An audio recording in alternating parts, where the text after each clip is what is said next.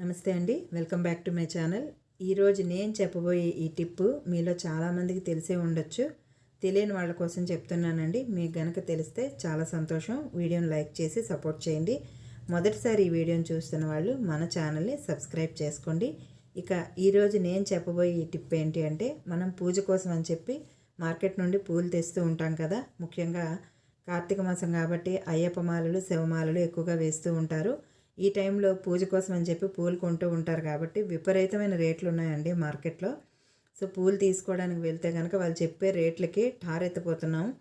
So ఇలాంటప్పుడు ఏంటంటే మనం కొంచెం బల్క్లో కనుక పూలు తీసుకున్నాం అనుకోండి, అంటే ఒక కిలో ఇలా తీసుకుంటే కనుక మనకు కొంచెం రేట్లు తగ్గుతాయి. ఓ 4 రోజులు వీటిని స్టోర్ చేసుకొని పూజకి వాడుకోవచ్చు. అయితే వాళ్ళు ఇచ్చిన పూలు అలా మనం తీసుకొచ్చి ఫ్రిడ్జ్లో పెట్టేసాం అనుకోండి, పాలిథిన్ కవర్లో 2 రోజుల్లో పాడైపోతాయి. అలా కాకుండా అందులో ఉన్న బాలేని పూలన్నీ ఏరేసి పక్కకి తీసేసి మంచి పూలన్నీ కూడా ఒక క్లాత్ పైన పెట్టి ఒక 1 నుండి 2 గంటల పాటు ఫ్యాన్ గాలికి కనుక ఆరబెడితే చక్కగా వాటిలో ఉన్న తేమంతా పోతుంది. ఇక ఆ తర్వాత ప్లాస్టిక్ బాక్స్ తీసుకొని, టిష్యూ పేపరే ఉండాలని ఏం లేదండి, మామూలుగా మన ఇంట్లో న్యూస్ పేపర్స్ ఉంటాయి కదా, పేపర్ వేసేసుకొని కిందన ఒక పేపర్ వేసి మధ్యలో పూలు పెట్టేసి మళ్ళీ పైన కూడా ఇంకో పేపర్ వేసేసుకొని ఈ విధంగా స్టోర్ చేసుకోవచ్చండి. ఎక్కువ పూలు కనుకుంటే 2-3 బాక్సెస్లో పెట్టేసి ఫ్రిడ్జ్లో పెట్టేసుకుంటే హ్యాపీగా మనకి ఒక వారం 10 రోజుల వరకు కూడా మళ్ళీ పూలు కొనుక్కోవాల్సిన అవసరం లేదు. చక్కగా పూజ చేసుకోవచ్చు.